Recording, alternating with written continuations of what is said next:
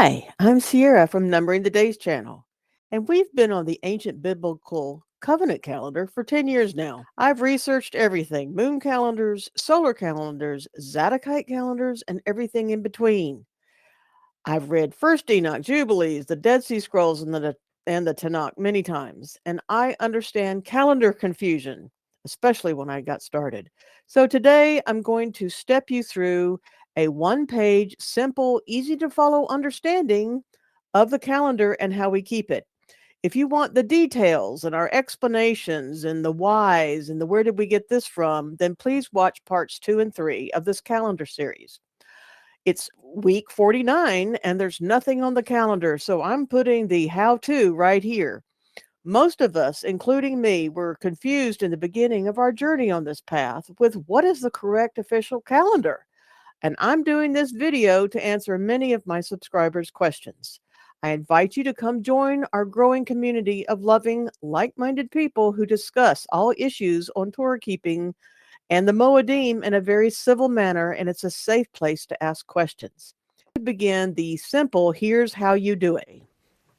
One-page instructions for Elohim's covenant calendar. The first thing you do is find the start of the year. You get the date for the solar equinox. This is the celestial crossing the equator. From a heavenly perspective, up in the heavens, the sun crosses the equator. It's called the straight line day. I've left you a place where you can go, an ephemeris, where you can go find these dates, or you can quickly reference them in a list in our community calendar channel. Find this day on your Gregorian calendar, and then find the first day of the week. That's a Wednesday in Elohim's calendar.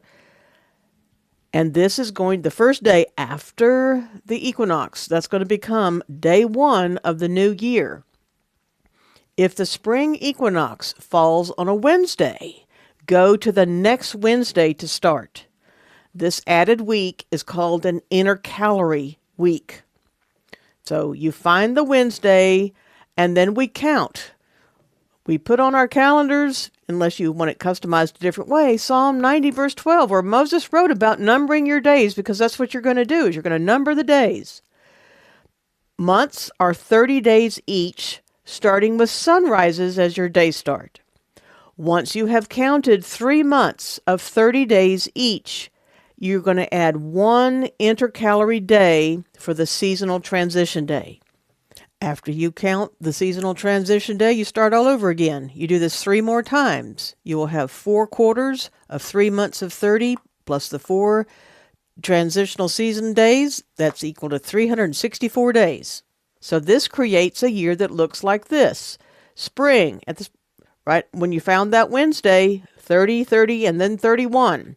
Summer, 30, 30, and 31. Fall, 30, 30, and 31. Winter, 30, 30, and 31. Now, towards the end of the year, you can use a sundial for fun to track the sun's movements at noonday and see the shadows for yourself, because the sun's going to create a straight line event.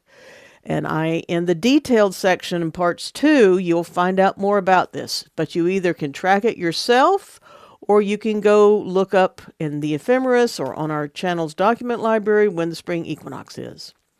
Once you count to 364, you will have landed every year on the 3rd day of the week, called Tuesday. If the solar celestial event happens prior to or on Tuesday, then on the 4th day of that week, Wednesday, you start your count all over again for another 364 days. Okay, that'll be your new year.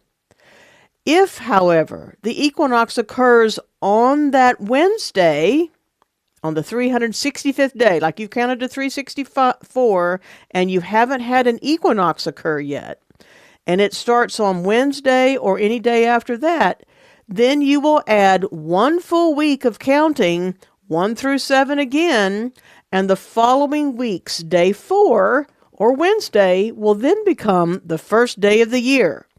And then you'll go back to the top of the list at step number 2, and you'll repeat it all over again. It's really simple how to start a new year. It's become a mass of confusion.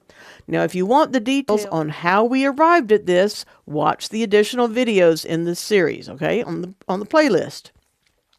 We sell ancient calendar boards and boxes to track and count the days and have all of the Moedim feasts marked on them. My husband made this for me after we got married, and once I started physically moving pegs around, boy, did I really understand the calendar. It really helps, and kids love this because it's a great teaching tool. I don't use paper calendars anymore. I constantly see this wall calendar up in the kitchen every morning with my coffee, and I go move the pegs and say a prayer.